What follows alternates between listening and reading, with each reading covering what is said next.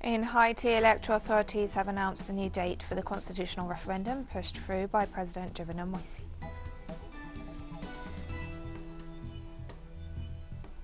In Venezuela, the vaccination plan against COVID-19 advances with the administration of Cuba's Abdala vaccine.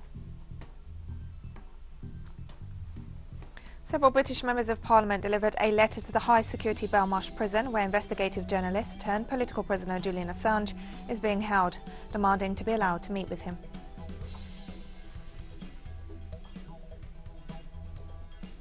From the headquarters of teleSUR English in Havana, Cuba, this is from the south, and I'm Katrina Goss. We begin in Haiti, where electoral authorities have announced a new date for an unconstitutional constitutional referendum, the end of September. Jovenel Moïse, a president largely considered illegitimate, wants to hold a referendum precisely to legitimise the post he's clung on to illegally since February, when his term ended. The electoral authorities announced September 26 as the date of the vote, which has already been postponed twice. Moïse has faced widespread unrest since February, with thousands on the streets demanding his resignation in the face of an ever-deepening economic and social crisis. This in a country where the word crisis is an accurate description of normality for 99% of the population. Not one Haitian has yet been vaccinated by the state, but Moïse authorised the importation of vaccines by private companies.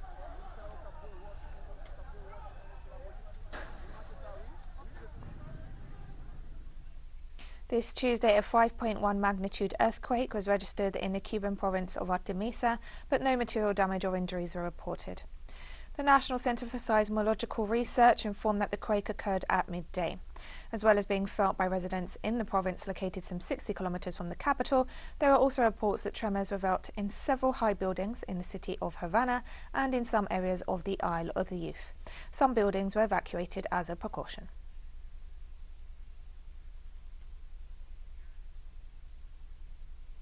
"16 years ago, the late Venezuelan President Hugo Chavez launched Petrocaribe, which has helped 20 Caribbean countries overcome energy shortages through Venezuelan oil and gas supplies on favourable terms.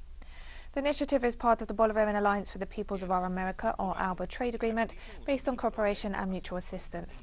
Energy cooperation, worth some $31 billion, has given the Caribbean basin a greater amount of sovereignty from transnational oil corporations. 12 state energy companies from member countries have established joint ventures with the Caribbean subsidiary of Venezuela's state petroleum company PDVSA. In 2010, Commander Chavez stated that had it not been for Petrocaribe, many countries would have had to turn the lights off and perhaps declare bankruptcy.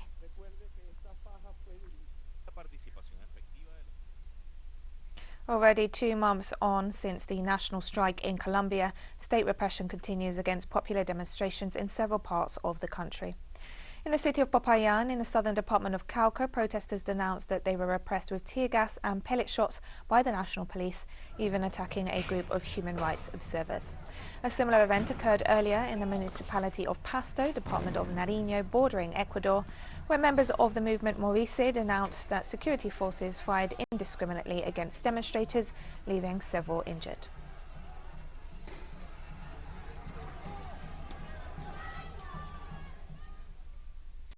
Indigenous communities in Brazil continue to demonstrate against Bill 490, which threatens their protected land rights, opening territory up to private commercial exploitation. Communities have mobilised since last week in the capital, Brasilia, where the bill received the approval of a committee of the Chamber of Deputies on Thursday. They've been met with police repression. If made law, Bill 490 would permit illegal mining, agribusiness and other extractive operations in titled indigenous territories nationwide, flying in the face of communities' rights as well as environmental concerns. Meanwhile, the indigenous movement has also rejected the appointment of Joaquim Álvaro Pereira as the new Minister of the Environment due to his alleged links to the logging industry.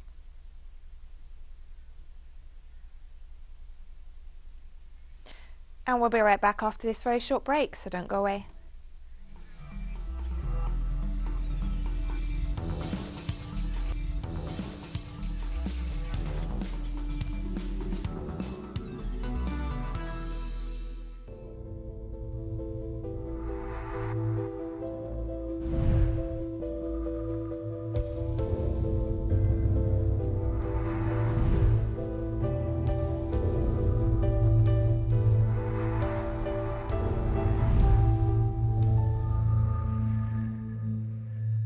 Welcome back to From the South. In Venezuela, the vaccination plan against COVID-19 advances with the administration of Cuba's Abdala vaccine. The process is being carried out in the urban complex of Fuerteventura in the capital, Caracas. People of different ages are receiving the Cuba-made jabs, which have shown efficacy of 92.28%.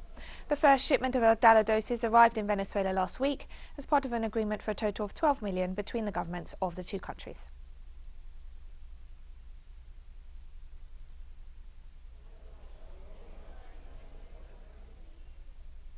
In Cuba, the clinical trials of the Soberana 02 vaccine candidate in children and adolescents continues.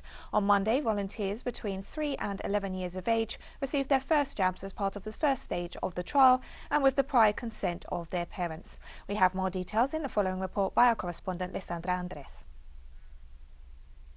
Only with the passing of time will Ariane and Andres understand the significance of the moment they are currently living. Their parents decided that these two little ones, age 4 and 5 respectively, would be volunteers in the clinical trials of the Cuban vaccine candidate Soberana 02 in the pediatric population. Me vacunaron para cuidarme del coronavirus. At the beginning, I was a little afraid because it is a trial, but later they explained to us the whole process, including how they have made and administered all the vaccines, and especially that this will allow other children to be vaccinated, and that will allow us to get over this difficult stage. And the first motive, of course, is for them to feel as well as possible, that there be no more coronavirus, that there be no more children with this terrible disease. 25 children between 3 and 11 years of age received the first dose of the Soberana 02 candidate. A selection made after the safety of the first dose was proven in adolescents aged between 12 and 18, who are also part of the trial. This is a process which is being carried out with compliance and transparency in all ethical aspects of clinical research. First of all, we have guaranteed that all the information is sufficient and detailed, and that all people who are going to participate have full knowledge of the product that is going to be administered to them. The adverse effects that have been reported are mild. They are not serious. They are expected effects that have stopped in less than 24 hours, and that is what has allowed us to work together with SENSEC, with the Independent Data Monitoring Committee, to submit this to SECMED and give it the regulatory status it requires.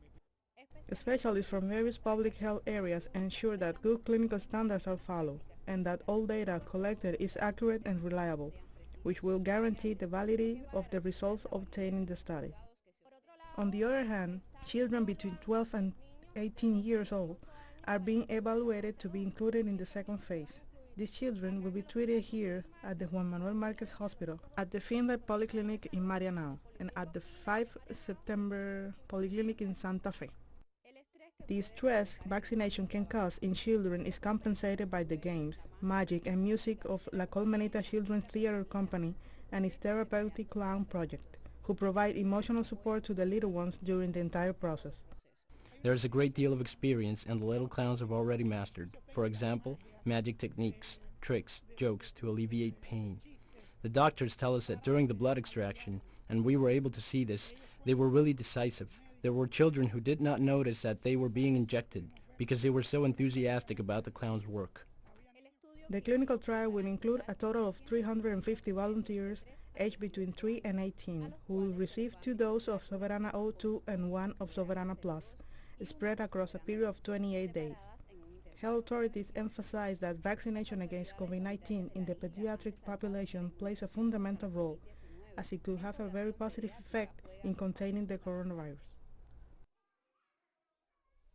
Indian pharmaceutical company Cipla has been granted emergency use authorization from the country's drug regulator to import the COVID-19 vaccine developed by Moderna. The head of India's COVID-19 task force stated the authorization was granted to the Mumbai-based pharmaceutical company and that it would have to submit a safety assessment of the vaccine before rolling it out for a large-scale immunization program. The Moderna vaccine will be the fourth to be administered in the country after AstraZeneca, Covaxin and Sputnik V. India has so far applied both doses of vaccines to less than 5% of its population. Health experts say the nation still needs to raise its daily vaccination numbers significantly before any last surge hits. Restricted use, which is commonly known as emergency use authorization. COVID-19 confirmed cases in Africa exceed 5 million. Most countries in the continent are imposing tougher restrictive measures to face a third wave of the pandemic. The figure was confirmed by Africa's Centres for Disease Control and Prevention, which include the 55 members of the African Union. In addition, the number of deaths from the pandemic in the continent is more than 140,000, and more than 4 million patients have recovered from the disease. South Africa, Morocco, Tunisia,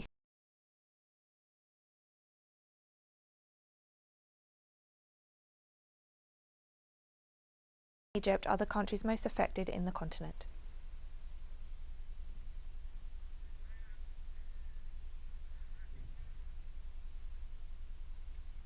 The government of Zambia, for example, closed schools, nightclubs and casinos. More than 1,000 new cases were recorded on Monday, with 60 fatalities.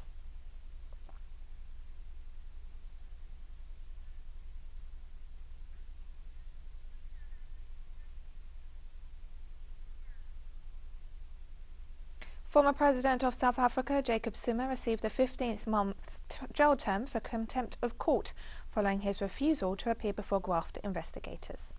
The former leader is accused of enabling the plunder of state coffers during his nearly 9-year stay in office. The Commission of Inquiry investigating the case was headed by Deputy Chief Justice Raymond Sondo. The panel was set up by Zuma himself under pressure over mounting scandals shortly before he was ousted in 2018 by the ruling African National Congress. Zuma is separately facing 16 charges of fraud, graft and racketeering relating to a 1999 purchase of fighter jets, patrol boats and military gear from 5 European arms firms.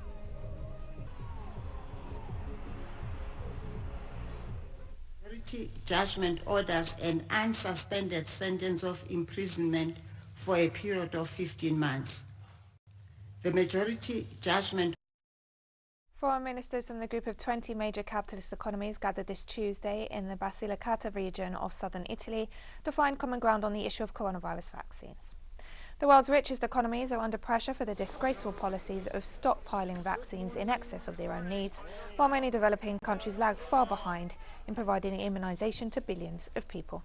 G20 governments have not reached an agreement on lifting intellectual property rights on vaccines to facilitate the mass production in developing countries.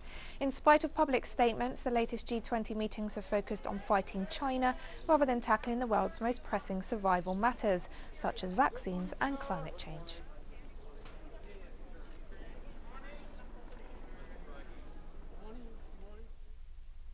And we have more stories coming up after this final short break, so stay with us.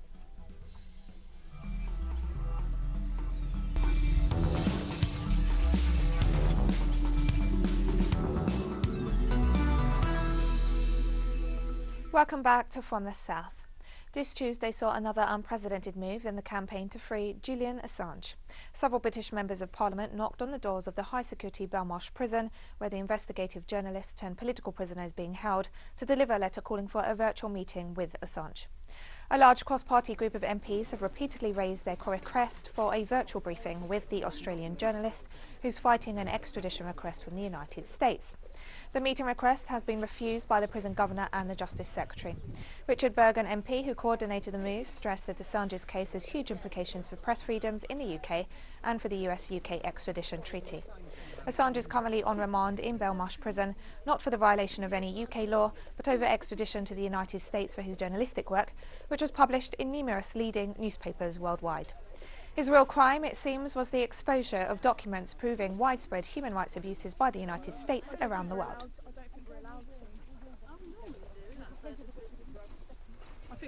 And Jeremy stressed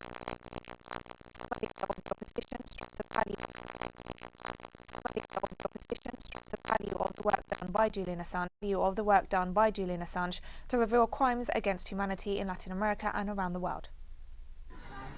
Julian Assange has spent his life as a campaigner and investigative journalist and exposed an awful lot about Pinochet's secrets, about the disappearances of people in Chile, in Argentina, and the whole process of Operation Condor. And so Julian has done a great job in many ways of exposing what's going on around the world. Assange's partner, Stella Morris, who was able to see Julian on Tuesday, delivered a message of gratitude from him while stressing that he's a political prisoner and must be released. Julian is a political prisoner in the UK. He's been in there for over 2 years, and on Saturday he's turning 50.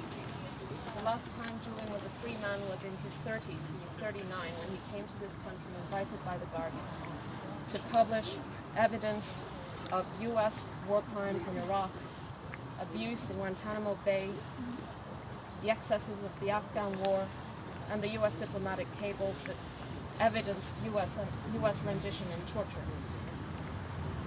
So let's be clear, these walls behind us are holding a political prisoner.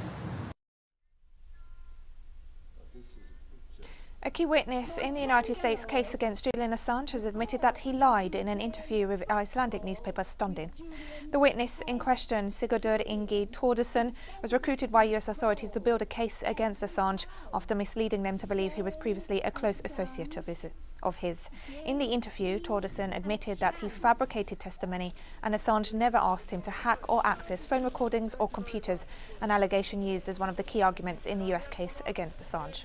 Of course, the mass media has failed to report on the revelations.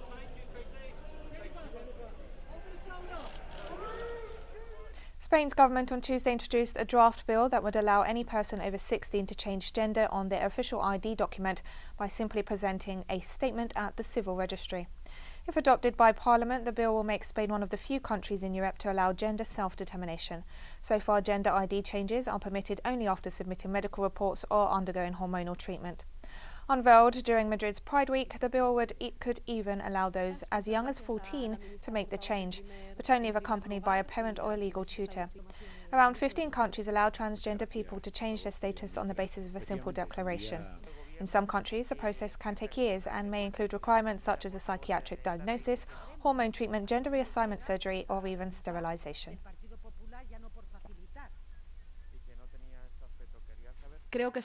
I believe that this is a historic day, after more than 15 years without legislative advances of this level, with the approval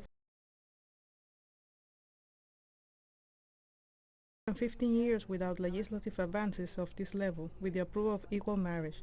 Today we are finally giving the green light to the beginning of the processing of a law that will guarantee real and effective equality for trans people, and will also guarantee an important set of rights for LGBTI people, which, as you know, are currently being violated in our country.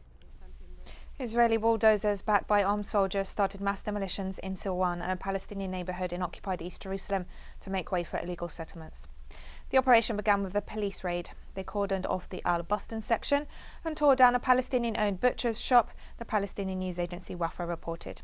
The shop was one of the 17 structures slated for destruction after the occupying regime announced the end of a deadline for 13 Palestinian families to self-demolish their homes and other structures in the neighbourhood under the pretext that they'd been built without a permit. Protesters were met with tear gas and sticks. The Palestinian neighbourhood of Silwan is inhabited by some 33,000 people.